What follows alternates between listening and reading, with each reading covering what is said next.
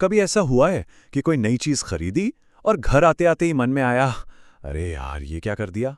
आज हम इसी अजीब सी बेचैनी के पीछे की साइकोलॉजी को समझने वाले हैं। और अगर ऐसा होता है तो अकेले आप नहीं हैं।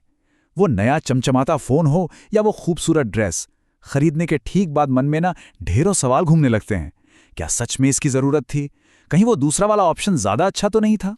तो ये जो घबराहट है ना, इसका एक नाम है खरीदारी के बाद का पछतावा।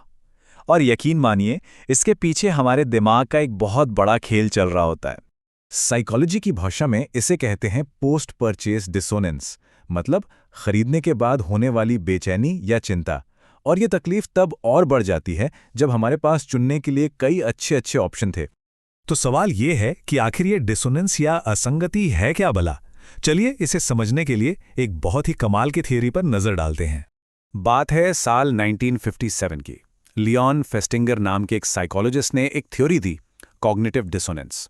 अब अगर आसान भाषा में कहूं तो जब हमारे एक्शन और हमारे विश्वास, मतलब हमारी कथनी और करनी में मेल नहीं होता, तो दिमाग में एक टेंशन की घंटी बजने लगती है। बिल्कुल। जरा सोचिए, हम जानते हैं कि फिट रहना कितना जरूरी है, लेकिन सामने गर्मा गर्म समोसे देखकर खुद को रोक नहीं पाते। बस यही जो टकराव है ना, यही हमारे दिमाग को परेशान कर देता है। और मजे की बात यह है कि हमारे दिमाग को ये टेंशन बिल्कुल भी पसंद नहीं है। इसलिए वो फौरन इस बेचैनी से छुटकारा पाने के लिए कोई ना कोई जुगाड़ लगाना शुरू कर देता है। अच्छा, इसे और अच्छे से समझने के लिए एरनसन और मिल्स का एक बड़ा ही मजेदार एक्सपेरिमेंट देखते हैं। तो हुआ ये कि लोगों के एक ग्रुप को एक बहुत ही बोरिंग, मतलब एकदम पकाऊ काम करने को दिया गया। लेकिन कहानी में एक ट्विस्ट था।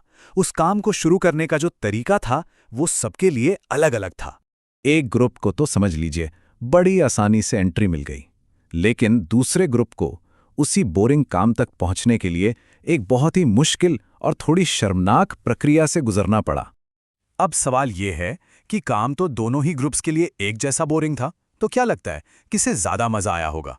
उनको जिन्हें आसानी से एंट्री मिली, या फिर उनको जिन्होंने इतनी कड़ी मशक्कत की? और नतीजा जानकर शायद हैरानी होगी कि जिन लोगों ने वो मुश्किल रास्ता चुना था ना, उन्हें वो बोरिंग काम ज्यादा पसंद आया। पर ऐसा हुआ क्यों? क्योंकि उनके दिमाग को अपनी मेहनत को सही ठहराना था।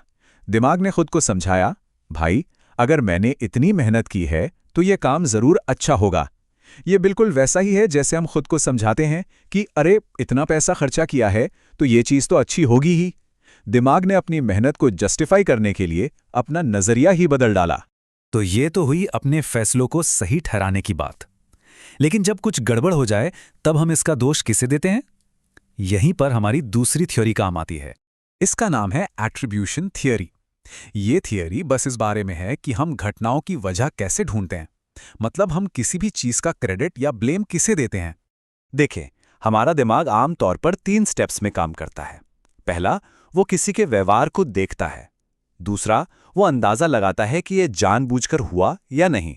और आखिर में वो ये तय करता है कि इसमें उस इंसान की गलती थी या फिर हालात ही कुछ ऐसे थे। मतलब सीधी सी बात है, हम किसी भी घटना का कारण दो में से एक जगह पे ढूंढते हैं। या तो इंसान के अंदर, उसकी पर्सनैलिटी, उसकी आदतें, या फिर उसके बाहर, मतलब हालात, किस्मत, या फिर दूसरे लोग। आइए इसको एक बहुत ही सिंपल से उदाहरण से समझते हैं। मान लीजिए कि कोई एम्प्लॉई है जो ऑफिस लेट पहुंचता है।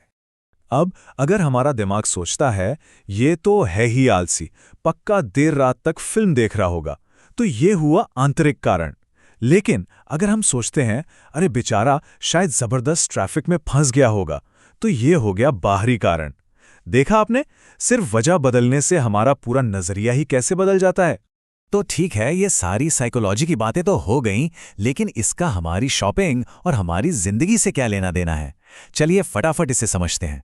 तो आज हमने क्या सीखा? पहली और सबसे जरूरी बात, खरीदने के बाद पछताना एकदम नॉर्मल है। ये बस हमारा दिमाग है जो अपनी टेंशन कम कर रहा है।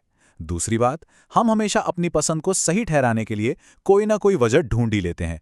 और तीसरी, हम हर चीज के लिए किसी ना किसी को जिम्मेदार ठहराते हैं, या तो खुद को या फिर हालातों को। और हाँ, कंपनियां भी इसी साइकोलॉजी का इस्तेमाल करके हमें यकीन दिलाती हैं कि हमने बिल्कुल सही चीज खरीदी है। तो अगली बार जब भी किसी महंगी खरीद पर मन में शक आए, तो याद रखिएगा ये बस दिमाग का एक खेल है। अब जब ये राज पता चल गया है, तो क्या कोई भी अपने शॉपिंग के फैसलों को दोबारा उसी नज़र से देख पाएगा? जरा सोच।